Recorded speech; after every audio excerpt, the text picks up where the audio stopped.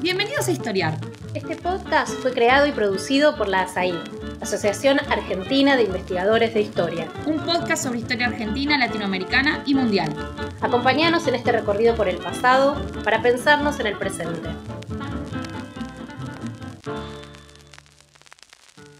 Hola a todos, bienvenidos y bienvenidas a un nuevo episodio de Historiar, el podcast de la Asociación Argentina de Investigadores en Historia. Mi nombre es Flavia Fiorucci y soy doctora en Historia. Y estoy hoy aquí con un amigo, Carlos Aguirre. Carlos es un historiador, es peruano, desarrolla su carrera en Estados Unidos, precisamente en la Universidad de Oregon. Es autor de muchísimos trabajos que hoy no vamos a tener tiempo de mencionar y tiene intereses muy variados que van de la historia social de las prisiones a la historia de la izquierda en América Latina, y en los últimos años se ha dedicado con mayor énfasis en la historia del libro. Para mencionar uno de sus aportes, podemos decir que es autor de una investigación muy original, la cual me gusta mucho, que se llama La ciudad y los perros, biografía de una novela. Carlos ahí realiza una informada y sugerente reconstrucción de las peripecias por las que pasó la primera novela del también peruano Mario Vargas Llosa, premio Nobel, publicada por primera vez en 1963. A partir de esta historia, reconstruye aspectos desconocidos de la biografía de Vargas Llosa, pero también del mundo cultural de América Latina y Europa, como la censura franquista, los efectos en el campo intelectual de la Revolución Cubana y la aparición de esto que se ha llamado boom, anudando la historia del libro, la historia de los intelectuales con la historia de la literatura. Hoy estamos aquí porque Carlos, que se encuentra de visita en Buenos Aires, está promocionando, entre otras cosas está haciendo, un trabajo muy interesante del que es uno de los compiladores junto con otros 3 estudiosos, Gerald Martin, Javier Munguía y Augusto Ubón Campos. Este libro se llama Julio Cortázar, Carlos Fuentes, Gabriel García Márquez, Mario Vargas Llosa, Las cartas del boom. Este reúne por primera vez la correspondencia entre los 4 principales novelistas del boom latinoamericano, 2 de los cuales recibieron el premio Nobel y otros 2, como dicen en la introducción de este libro, también se lo merecían. Escritores todos que fueron parte de este fenómeno cultural, comercial y político sin precedentes del que hoy vamos a charlar, el boom. Hoy vamos a conversar sobre este libro que reúne 207 cartas y otros documentos donde podemos ver desplegada una conversación y una amistad de varios años entre, como dije, 4 escritores latinoamericanos que escribieron algunas de las novelas más renombradas del siglo XX. Las cartas empiezan en 1955 y la última es del 2012. Aunque hay un momento de mayor densidad de estas cartas que se da entre la segunda mitad de la década del 60 hasta los primeros años de la década del 70. Las cartas que reunió Carlos con sus colegas en su progresión tienen una virtud, que es la de contar de esta experiencia del boom. Allí los escritores hablan de política, de literatura, de historia, de sus proyectos individuales, pero también planean otros proyectos colectivos. Bueno, antes de entrar en las cartas y para situar al lector, podríamos empezar, Carlos, si te parece, por responder esto que es tal vez lo más básico, pero para nada sencillo, que es ¿qué fue el boom? Bueno, muchas gracias a Flavia por la oportunidad. Encantado de estar conversando contigo sobre este epistolario. El boom fue un fenómeno que generó mucho debate, sigue generando mucha polémica. No es fácil describirlo, tampoco es fácil determinar cuándo nace y cuándo termina, pero podemos trabajar con una definición más o menos convencional. Fue un momento en la literatura latinoamericana en la cual un grupo destacado de escritores, básicamente novelistas, saltaron a la palestra internacional Escribieron novelas importantes que además tuvieron mucho éxito de lectores y de crítica, y se convirtieron en una especie de intelectuales públicos en un momento en el que América Latina atravesaba una serie de cambios, productos sobre todo de la Revolución Cubana, y además recibía mucha atención internacional a raíz de esos procesos políticos. La pertenencia al boom, digamos que está siempre en cuestión. Algunos críticos, algunos estudiosos son más inclusivos y allí estarían los escritores que publican en los 60, pero también algunos que venían ya de atrás, como Borges, Onetti, Asturias, Carpentier, entre otros, Rulfo en México, por ejemplo.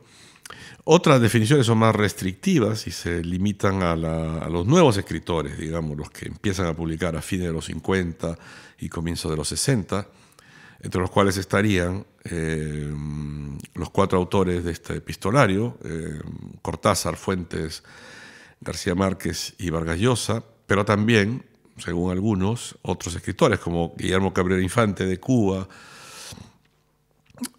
José Donoso de Chile y algunos otros. Lo que caracteriza al boom es la producción de obras literarias, repito, sobre todo novelas, que tienen un gran éxito de público en un momento en el que además la industria editorial estaba cambiando mucho. Y es un fenómeno que ocurre o se forja, se va formando en una serie de ubicaciones geográficas. El boom se desarrolla en Ciudad de México, en La Habana, en Buenos Aires, en Caracas, en Lima, también en París, en Barcelona. Esa es una de las características más interesantes de este fenómeno y que de alguna manera las cartas reflejan y que confirman que el boom no fue, como algunos han sugerido, un fenómeno importado desde Europa o manufacturado desde Barcelona, sino que fue un fenómeno transnacional con múltiples locaciones geográficas. Bueno, en esta introducción que ya nos sirve bastante para ir avanzando y ir pensando un poco ya así las cartas, ¿no? Bueno, las cartas recorren un arco temporal muy amplio, ¿no? Van desde la década del 50 hasta no hace tantos años, ¿no? Y bueno, estas cartas tienen como una especie de cronología, ¿no? Si uno las imagina, a mí se me ocurrió pensarlas en 3 momentos, un primer momento muy literario, donde estos 4 escritores, que como dijiste, escriben estas novelas notables, ¿no?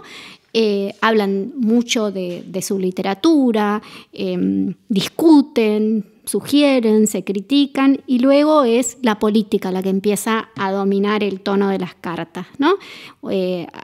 Yo diría que ahí hay 2 momentos también, un momento donde lo que domina es la conversación sobre la Revolución Cubana y después ese momento que coincide ya con el ocaso del boom, probablemente no casualmente, que es en el momento de las dictaduras después del golpe que derroca Allende y el golpe en Argentina en 1976.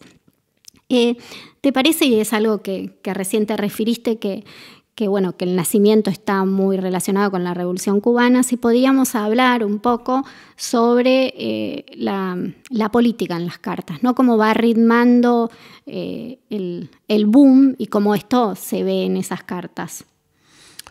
Bueno, la Revolución Cubana tiene un impacto notable en la vida política, cultural, intelectual de América Latina. Genera unas energías que luego se van desarrollando en distintas áreas de la producción cultural. Cuba, por ejemplo, funda Casa de las Américas, una institución que todavía persiste y que se presenta como un instrumento para articular una serie de esfuerzos para promover la cultura, la identidad, la producción artística y para situar Cuba, además, en el centro de todos esos debates y conversaciones.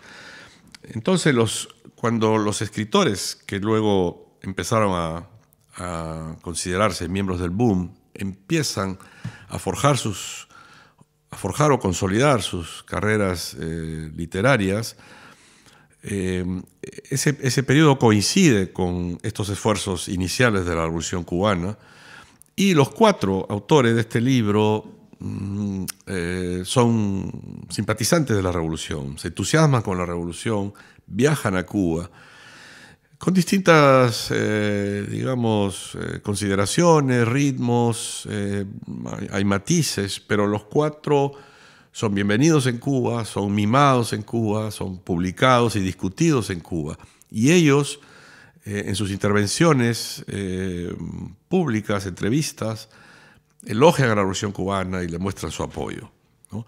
De manera que no se puede decir que la Revolución Cubana produce el boom, pero creo que sin la Revolución Cubana no hubiera existido el boom. Esa es una apreciación personal, obviamente imposible de... ¿Podrías explicarlo un poquito mejor para...? Sí, porque escritores buenos siempre ha habido. Ya hemos mencionado algunos que precedieron a los escritores del boom, pero no estaban articulados como una especie de movimiento que tuviera elementos en común y que además se presentaban a sí mismos como iniciadores de una nueva etapa. La Revolución Cubana le da ese impulso, así como produjo también, por ejemplo, lo que se llamó la nueva canción, el nuevo cinema, el nuevo teatro. Y también puede haber sido que los ojos del mundo se posaron en América Latina porque, bueno, estaba este experimento. Exactamente. Cuba atrae. Cuba y los efectos de la Revolución Cubana, por ejemplo, las guerrillas, diferentes movimientos sociales en la región, la respuesta de Estados Unidos, todo eso atrae la atención del mundo y genera esta especie de energía que luego se traduce en premios, en publicaciones, en traducciones. Durante los años 60, podemos decir, se empapelaron con no solamente las novelas y los libros que publicaban estos autores, sino también con reseñas en revistas, suplementos, entrevistas que les hacían. Se convirtieron en personajes públicos, una especie de celebridades de la literatura, ¿no? Y eso, digamos, en parte es porque estaban cercanos a la Revolución Cubana y tenían todo este carisma, digamos, de los intelectuales comprometidos, pero también por este interés, esta fascinación que generaba América Latina en otras partes del mundo a la que has hecho referencia. Y siguiendo con esta cronología, y cómo la Revolución Cubana también podríamos hablar un poquito de cómo rompe de algún modo como esa amistad entre estos 4 y cómo afecta el boom. Sí, bueno, cada uno de ellos desarrolló una relación particular con la Revolución Cubana. Carlos Fuentes y García Márquez viajaron muy pronto, luego del triunfo de la Revolución Cubana, expresaron su solidaridad. Vargas Llosa va en el 62 como periodista. Él ya simpatizaba con Cuba antes, festejó, él mismo lo ha dicho, el triunfo de la revolución cuando estaba viviendo en Europa. Cortázar es el que llega más tarde, digamos, y es conocido el hecho de que Cortázar no mostraba mucho interés por la política, pero viaja el año 63 a Cuba y queda prendado de lo que ve, de lo que escucha, y se vuelve un simpatizante de la revolución. García Márquez tiene una decepción, un desengaño, porque él trabaja en la agencia Prensa Latina, que luego es disuelta y genera un desencanto. García Márquez no vuelve a Cuba hasta el año 75, toda la década del 60 no viaja a Cuba a pesar de que se le invitaba. Él no se vuelve un crítico de la revolución, pero tampoco es demasiado entusiasta. Fuentes gradualmente también se va alejando sin caer en estridencias, pero no regresa a Cuba el resto de la década y tampoco después. Lo que está detrás de estos encuentros y desencuentros es la tensión entre el tipo de socialismo al que ellos aspiraban, que era un socialismo con libertad, un socialismo no dogmático, un socialismo que le permitiera a los escritores la plena libertad en el ejercicio de su vocación, y la necesidad de defender a una revolución que gradualmente se iba consolidando como un modelo autoritario, en el cual, si bien es cierto, no se llegó a los extremos de la Unión Soviética, sí había censura, sí había persecución a intelectuales disidentes. Y entonces esta tensión entre la libertad creativa que ellos reclamaban para sí y las necesidades de la revolución de defenderse del bloqueo norteamericano, de la disidencia interna y la consecuente aplicación de medidas restrictivas, está en el origen de estos desencuentros que hubo en distintos momentos con los cuatro. A partir del año 68, como mencionaste, la política se nota con mucha más fuerza en las cartas, porque son momentos de muchas discusiones sobre los intelectuales y su rol dentro de la revolución, y termina por remitir a una serie de discusiones que culminan con el famoso caso Padilla, el 71, que aunque no es la primera circunstancia, digamos, difícil entre ellos y Cuba, sí es el punto de no retorno, sobre todo para dos de ellos. ¿Podrías explicarles a nuestros lectores, nuestros oyentes, qué fue el caso Padilla? Claro. Muy brevemente, ¿no? Sí. Bueno, Heberto Padilla, un poeta cubano que trabajaba para la Revolución, fue funcionario de la Revolución, un poeta destacado, había ganado premios. En el año 68 escribe un libro titulado Fuera del Juego, que gana un premio de la Unión Nacional de Escritores y Artistas, que es mal recibido por ciertos funcionarios culturales. Además, Padilla empezó en una línea un poco provocadora, elogiando autores que ya en ese momento estaban apartados de la revolución y criticando a algunos que estaban cerca de la revolución. Eso generó tensiones, pero luego, el año 71, Padilla es apresado, acusado de actividades contrarrevolucionarias, luego es liberado y se produce la escenificación de una confesión de sus crímenes, que es interpretada desde afuera como una indicación de esta tendencia stalinista dentro del régimen cubano. Y entonces a eso se llama el caso Padilla, el encarcelamiento, liberación y teatralización de la confesión, entre comillas, de Padilla. Y entonces los intelectuales, varios intelectuales latinoamericanos, europeos y de otras partes, firman un par de cartas dirigidas a Fidel Castro, primero pidiendo explicaciones sobre qué estaba pasando con Padilla, y la segunda protestando abiertamente por el trato a Padilla y la confesión. Y a partir de ahí se produce una especie de parteaguas. La intelectualidad latinoamericana termina más o menos dividida. Muchos se alejan definitivamente, fue el caso de Vargas Llosa, otros se mantienen cerca a Cuba. Y en el caso que estamos hablando del boom, coincide esa ruptura con el momento de declive del boom como fenómeno. Entonces no es casual que el origen del boom coincida con el nacimiento de la Revolución Cubana y que la decadencia y final del boom coincida con estos debates, sobre todo a partir del caso Padilla. Hablando de otra cosa que también mencionaste cuando hablaste de las características del boom, hablabas de ciudades que se multiplican, ¿no? Además de una cronología, las cartas que están ahí en este libro tan bonito dibujan una especie de cartografía, ¿no? Hay ciudades donde se envían las cartas, a donde llegan, y otras de las que las cartas hablan, incluso Barcelona, París, Buenos Aires, México, vos nombraste varias. ¿En qué medida crees que estos movimientos geográficos, que también son movimientos de los escritores, de sus libros, son parte de este fenómeno que fue el boom? Y lo conformaron, ¿no? Le dieron forma. Sí, ese es un aspecto central del boom.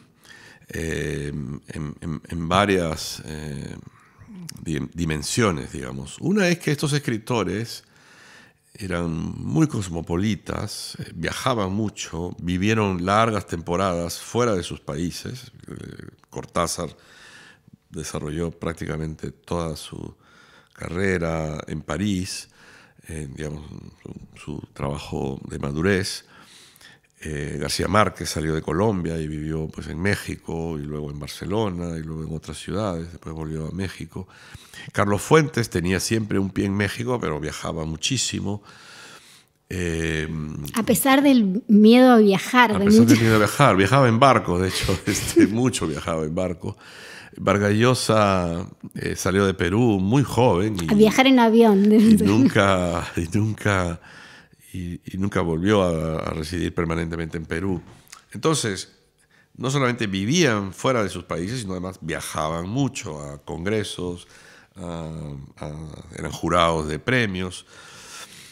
Entonces, las cartas y las biografías de estos escritores permiten efectivamente mapear esos movimientos. Porque no solo se trata de que viajaban, sino que tenían relaciones muy particulares con esas ciudades que visitaban. Iban a La Habana y pues tenían, digamos, conexiones con escritores locales, con publicaciones. Iban a Italia, iban a los festivales de cine, se reunían con escritores, sus libros eran traducidos.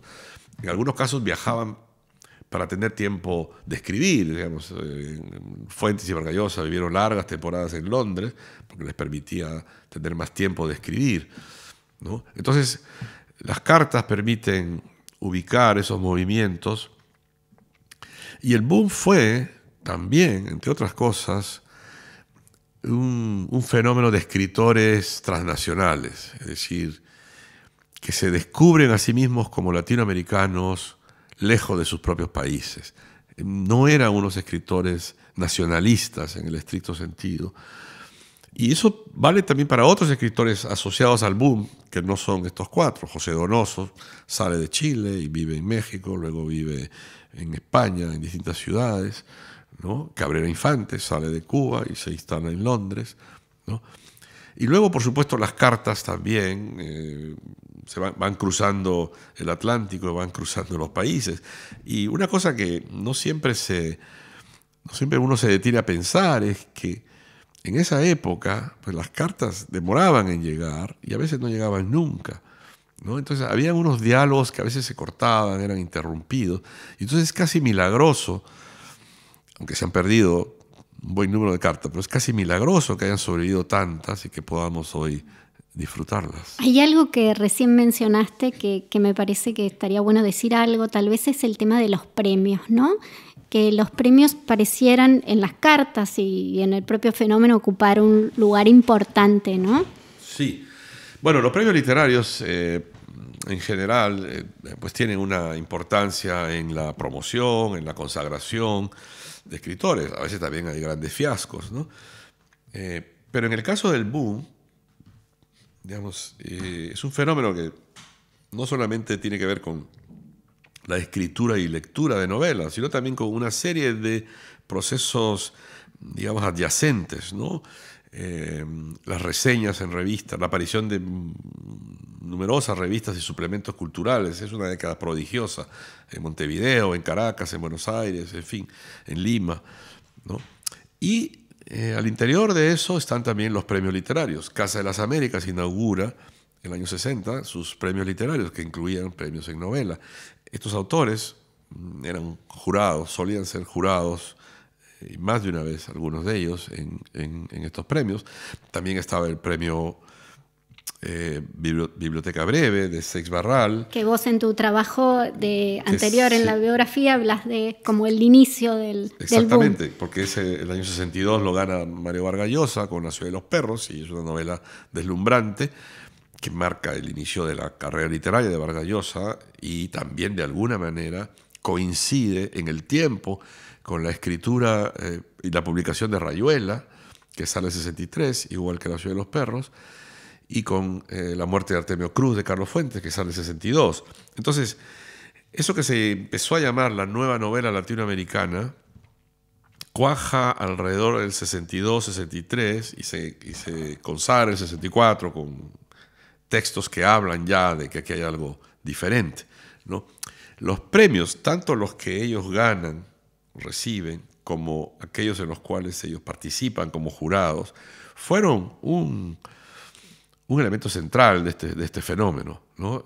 Ayudaban a publicitar las novelas, ayudaban a llegar a públicos de distintos países, obviamente también ayudaban a generar interés en las traducciones, que es un aspecto bien interesante también del boom. Y ahora, si hablamos un poquito de los escritores, una cosa que a mí me llamó mucho la atención de las cartas es que hablan mucho de trabajo, ¿no? De esto que están haciendo como un trabajo como un borro, le dice García Márquez a Fuentes cuando está escribiendo 100 años de soledad.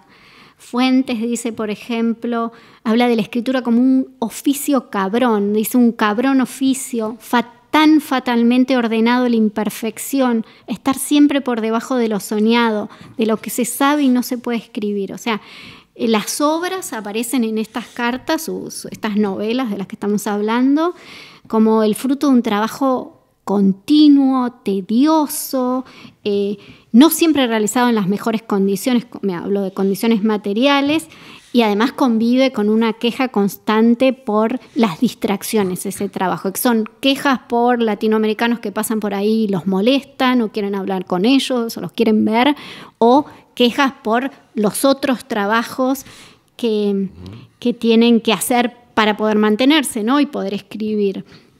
Y bueno, me gustaría preguntarte ¿cómo te parece que las cartas retratan al escritor del boom, ¿no? Y si ahí hay algo nuevo también de estos retratos que han circulado. Yo creo que a lo largo de los años, desde la década del 60 en adelante, y precisamente gracias al éxito, o en virtud del éxito que tuvieron estos escritores, se fue formando una idea de que ellos eran unos personajes frívolos, celebridades que estaban siempre apareciendo en la televisión, en los diarios, ¿no? Que el éxito les había llegado en virtud de sus conexiones con editores y de las campañas publicitarias, ¿no? Las cartas revelan, por si hacía falta, que detrás de eso había un esfuerzo descomunal. Estos 4 escritores y otros, José Donoso también, por supuesto, y muchos otros, eran muy trabajadores, muy disciplinados, amaban su vocación, y lo que tú dices es muy cierto. Sobre todo Vargas Llosa y Cortázar eran muy cuidadosos con su tiempo y su privacidad. Siempre hay un grado de egoísmo detrás de la vocación literaria, porque si no, no terminas ni un libro, ¿no? Y entonces buscaban mantener tiempo para poder producir esas novelas. En las cartas hay momentos como los que has mencionado y otros donde el lector se pregunta, ¿pero de dónde sacaban tiempo para esto? Fuentes, por ejemplo, era un monstruo de la naturaleza. Se escribía novelas, y algunas novelas muy largas. Además escribía ensayos, escribía reseñas, daba entrevistas, dirigía suplementos, viajaba muchísimo y tenía que leer también, porque escritores que no leen, pues no. Y se leían entre ellos. Y se leían entre ellos. Cortázar era muy generoso con su tiempo, o sea, digamos que guardaba tiempo para sí, pero luego escribía muchas cartas, leía textos de escritores jóvenes que le mandaban, ¿no? De manera que la Las cartas permiten adentrarse en esta especie de taller del escritor, ¿no? Nos revela una vocación, una pasión por la literatura que realmente es admirable, al margen de valoraciones, digamos, si nos gusta o no tal escritor más que el otro, y al margen también de lo que pasó después, cuando ya la fama, el dinero generaban otras condiciones de trabajo. Pero durante los años centrales del boom, lo que hay es una entrega a la literatura, que era lo que realmente los unía y lo que más les interesaba. Ellos proclamaban siempre que la mayor contribución que ellos podían hacer a cualquier proceso de cambio cultural, social o político era escribir buenos libros. Bueno, con esto vamos a una pausa y ahora seguimos. Este es el podcast de ASAIG, la Asociación Argentina de Investigadores en Historia. Te invitamos a asociarte y a seguirnos en las redes, en Twitter, en Facebook e Instagram. Toda la información sobre la asociación la puedes encontrar en nuestra página asaig.org.ar. Te esperamos todos los sábados con un nuevo episodio de Historiar, sobre los grandes temas de nuestro pasado, abordados por especialistas e historiadores profesionales de manera cordial pero rigurosa. Seguimos con nuestro episodio de hoy.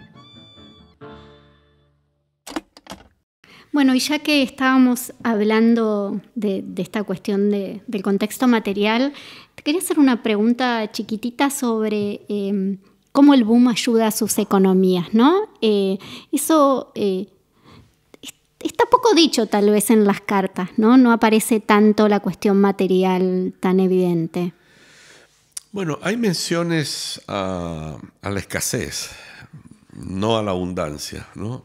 Digamos que hubo un momento en que pues, García Márquez no tenía trabajo seguro, estaba buscando un trabajo en Estados Unidos, en fin, busca contactos que le permitan trabajar y sostener a la familia. Hay menciones a la posibilidad de ganar una beca, ¿no? Que le permita trabajar, en fin, ¿no? Hay por allí referencias al costo de vida, ¿no?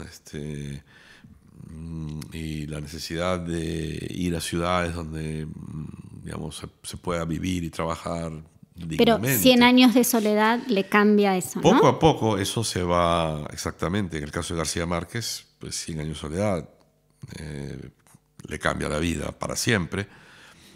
En el caso de... Deja de quejarse por el dinero en las cartas. Exactamente, deja de quejarse por las penurias. Había algo de exageración también en las quejas, ¿no? Es decir, no era que no tenía para comer, ciertamente habían privaciones, habían limitaciones, vamos a decir así, pero García Márquez, mientras escribía Cien años de soledad, tenía trabajos, estos, digamos, eventuales, escribía guiones, ¿no? Pero de nuevo vuelve la idea del escritor queriendo tener tiempo y energía para dedicarse a lo que realmente les interesaba, que era escribir. El caso de Vargas Llosa, por ejemplo, vive en Madrid, vive en París, luego en Londres, combinando la escritura y de grandes novelas, además, La Casa Verde, Conversación en la Catedral, con trabajos que él llamaba estomacales, ¿no? Que le permitieran comer a él y a su familia. Y aquí es donde entra la figura de Carmen Balcells, la agente literaria, que en ese momento va y lo rescata y le dice: ¿cuánto ganas dando clases? Y dice: pues yo te pago ese sueldo para que te dediques a escribir.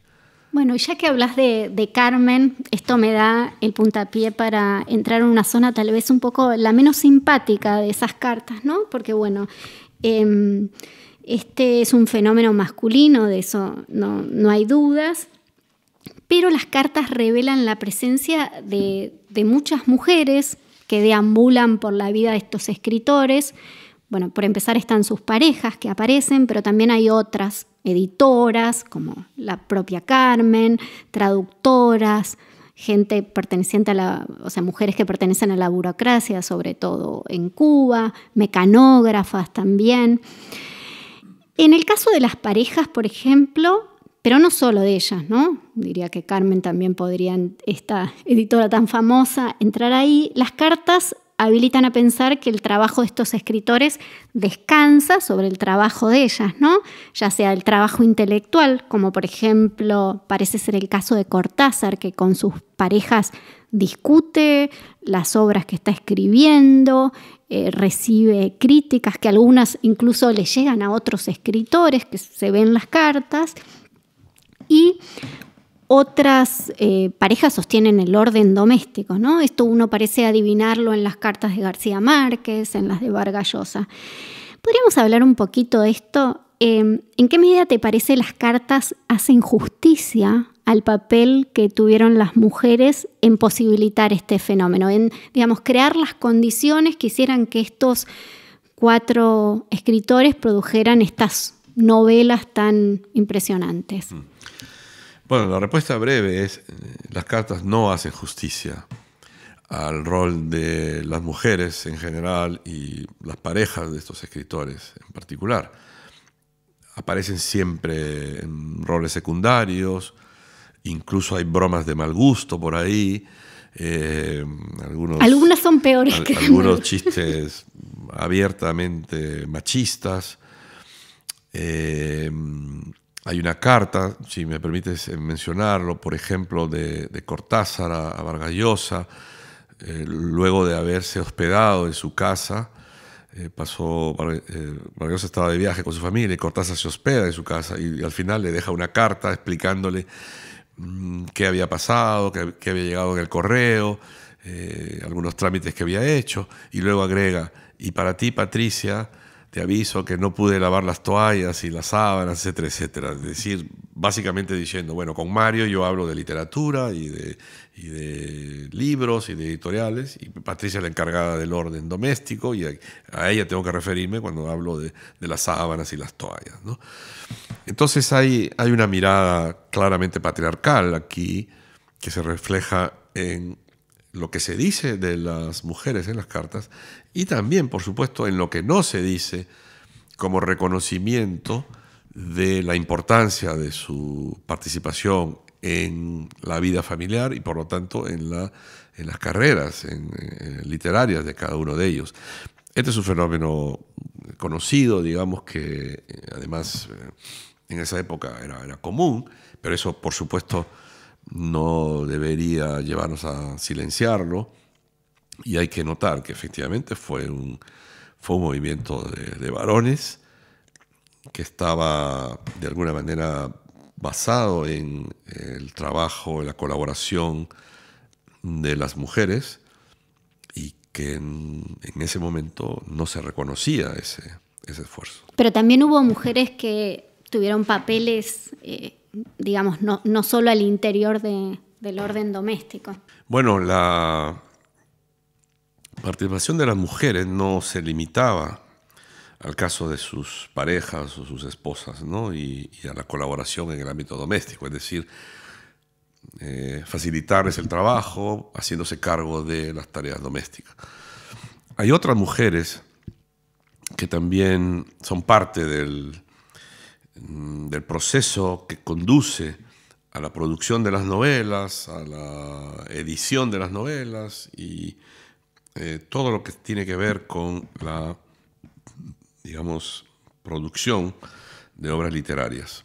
Estamos hablando de periodistas que los entrevistaban, secretarias que mecanografiaban manuscritos, traductoras en algunos casos, funcionarias de distintas instituciones, y el caso bastante visible de Carmen Balcells, la agente literaria catalana, que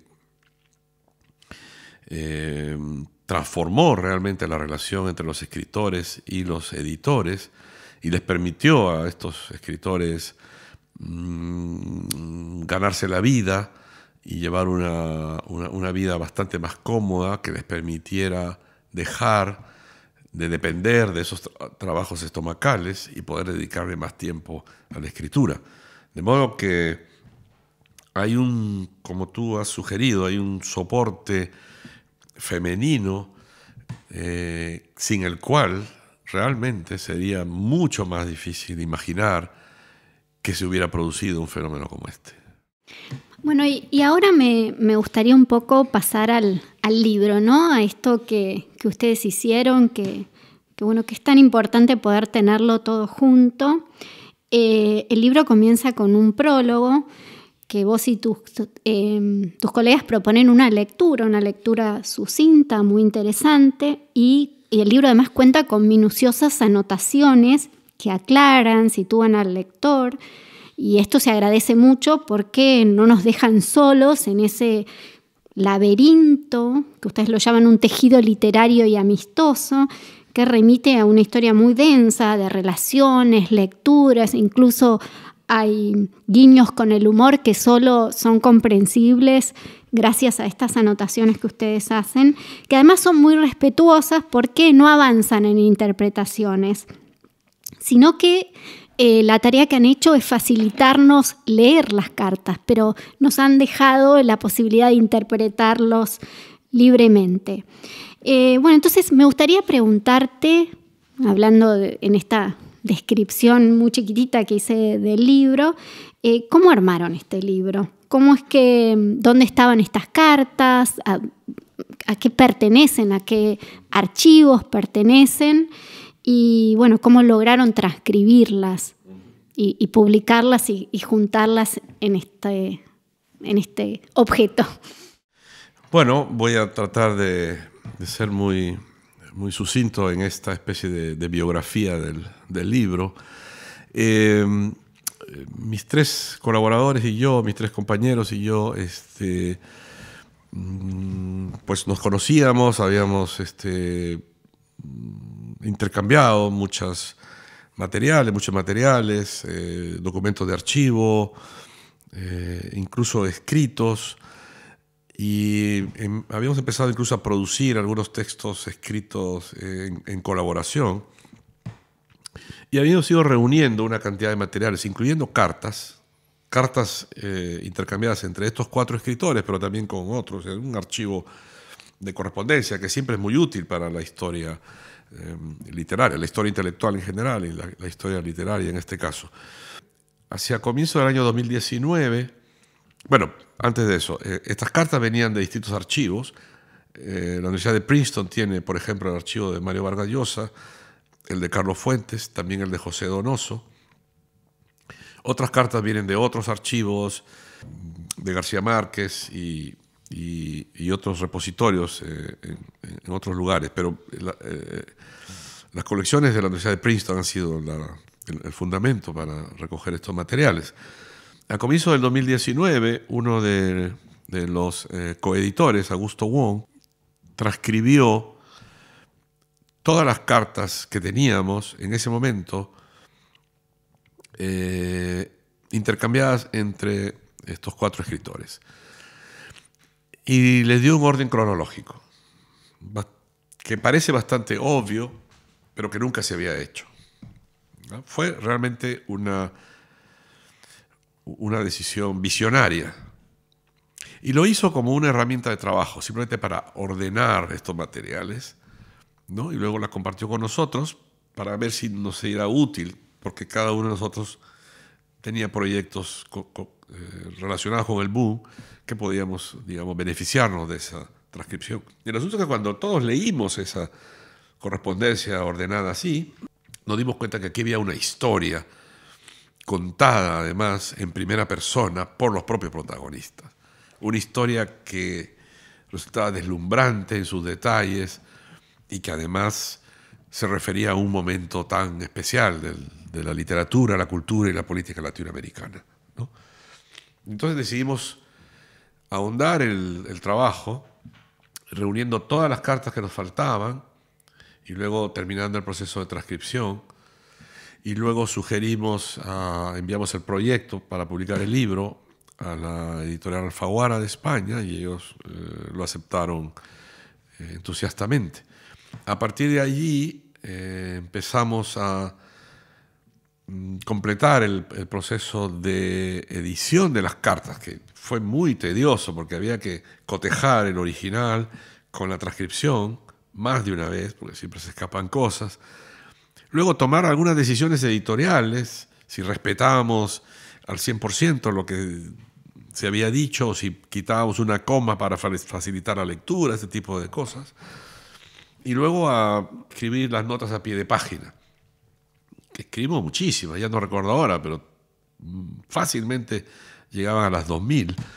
Luego tuvimos que recortar porque no queríamos un libro que abundara en notas a pie de página tan detalladas.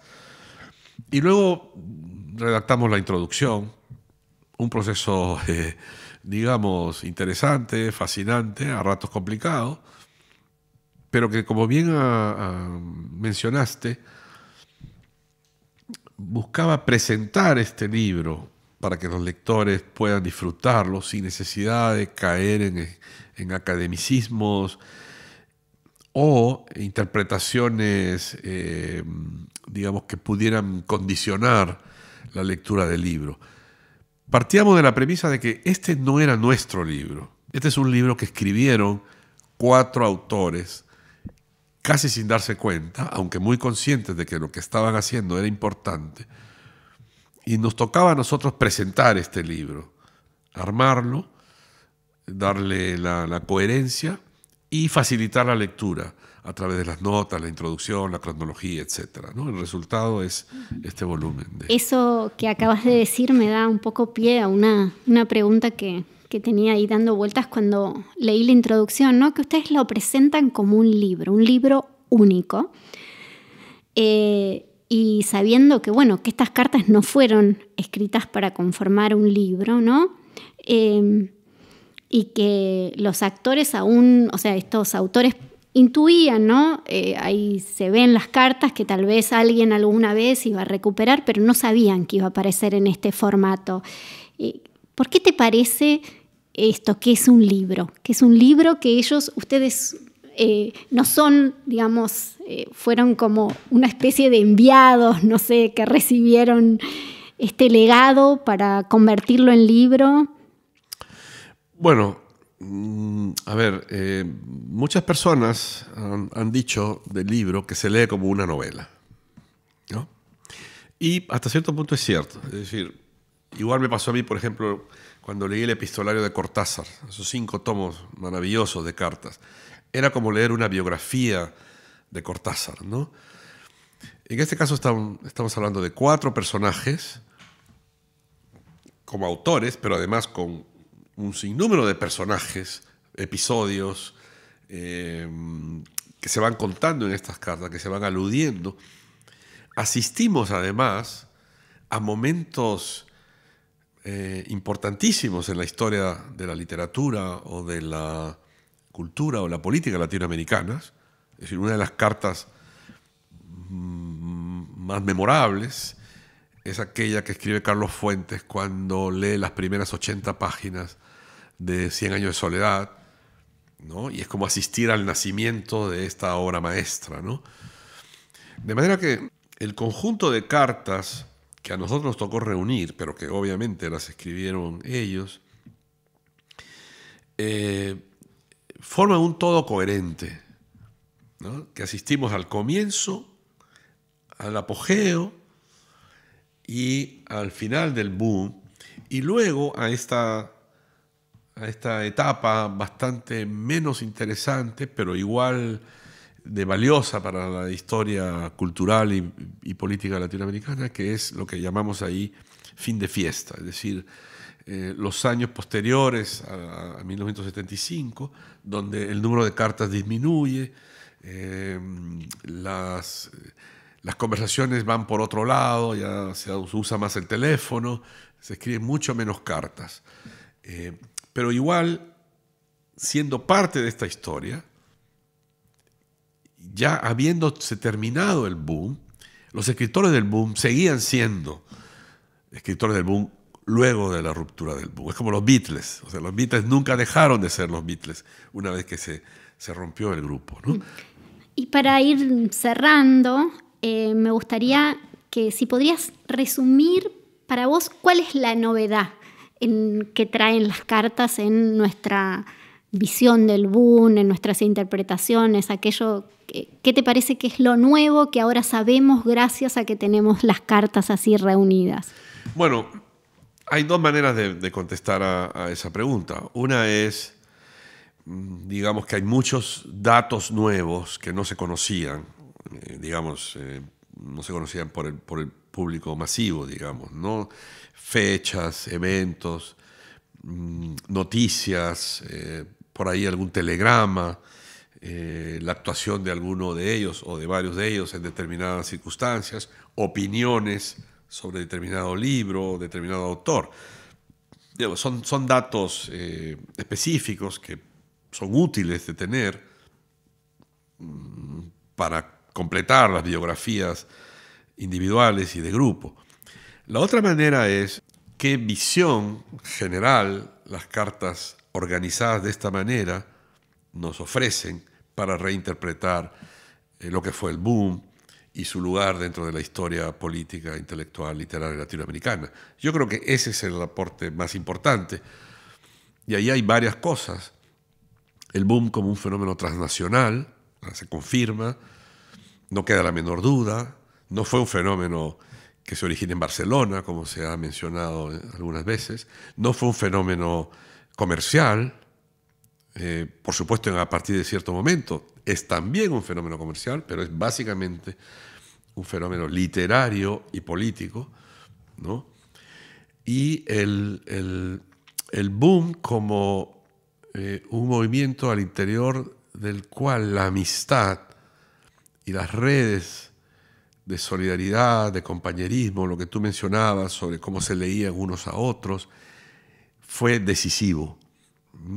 No era un grupo de escritores que se conocían, que se encontraban de vez en cuando, que se leían o se reseñaban. Aquí la amistad juega un rol central. Para mí ese es un dato que, aunque se conocía, no se ha enfatizado lo suficiente. Y por eso es que cuando tuvimos que decidir qué escritores íbamos a reunir en esta correspondencia, uno de los criterios que usamos fue que existieran sólidas relaciones de amistad entre ellos, porque es así como se va forjando esta intimidad, esta complicidad que los lleva a validarse mutuamente. Es decir, yo te leo, te elogio, te hago críticas y me siento parte de algo que va más allá de mi propio trabajo individual, ¿no? Como dice Carlos Fuentes, en la cita que tenemos al final del libro, en la contraportada, dice: la obra de García Márquez es incomprensible sin la de Cortázar, y la de Cortázar es incomprensible sin la de Vargas Llosa, y se establece toda una red que corresponde a algo muy real, porque yo sé que cada uno de nosotros es muy consciente de lo que están haciendo los demás. Bueno, te propondría que nos leas un pequeño extracto de alguna carta, ya que nos hablaste tanto de la amistad, para, ejemplificar esa amistad, de esto que estás diciendo. La cita de Fuentes obviamente lo muestra, pero tal vez una de esas cartas que están ahí en este libro tan bonito. Y con eso cerramos. A ver, hay una carta de Carlos Fuentes a Cortázar. Esta que mencionaste hace un ratito, ¿no? Esta es otra, porque hay una donde Fuentes reacciona a la primera lectura de las 80 cuartillas. Esta es de julio del 67, cuando lee toda la novela, 100 años de soledad. Es julio 21 del 67. Y le escribe a Cortázar: muy querido Julio, te escribo por la necesidad imperiosa que siento de compartir un entusiasmo. No sé dónde anda en estos momentos Gabriel García Márquez, y puesto que no puedo escribirle al autor, te escribo a ti, a quien todos debemos tanto. Ese tanto indefinible que es un aire nuevo, un campo más ancho, una constelación que se integra. Acabo de leer 100 años de soledad y siento que he pasado por una de las experiencias literarias más entrañables que recuerdo. Conocía partes que Gabriel me había dejado leer en México, pero todo mi entusiasmo previo no me preparaba para la deslumbrante totalidad de esa crónica exaltante y triste, para esa prosa sostenida sin desmayo, para esa imaginación radicalmente liberadora. Y luego le escribe a García Márquez, una vez que ya sabe dónde está, y le dice, no la tengo aquí, es la siguiente, el 22 de julio, y dice: como no te lo podía decir a ti, al autor, a García Márquez, he aquí que en cuanto terminé, afiebrado, conmovido hasta la raíz, deslumbrado tu libro, me senté a escribirle a Julio Cortázar, porque iba a estallar si no hablaba con alguien que me lo entendiera todo. Y quizás lo mejor es que te transcriba la carta a Julio y Santas Pascuas. Hermoso. Es muy bonito, porque le escribe a Julio de Gabriel y dice: tenía que escribirle a alguien que me lo entendiera todo, ¿no? Bueno, y la otra es el último documento del libro, que es del 14 de marzo del 2012, de Fuentes a García Márquez, y que es muy breve, pero que realmente es un cierre del libro, hasta cierto punto incluso conmovedor. 14 de marzo de 2012. Muy querido Gabriel, felicidades por tus 85. Pensar que nos conocimos hace medio siglo. Nuestras vidas son inseparables. Te agradezco tus grandes libros. Tu cuate, Carlos Fuentes. 2 meses después, Carlos Fuentes muere. Bueno, Carlos, ha sido un placer charlar con vos y bueno, todos los lectores estamos muy agradecidos de que hayan compilado estas cartas. Gracias, Flavia, por la oportunidad de conversar contigo. Ojalá que haya bueno, hasta oportunidades pronto. en el futuro.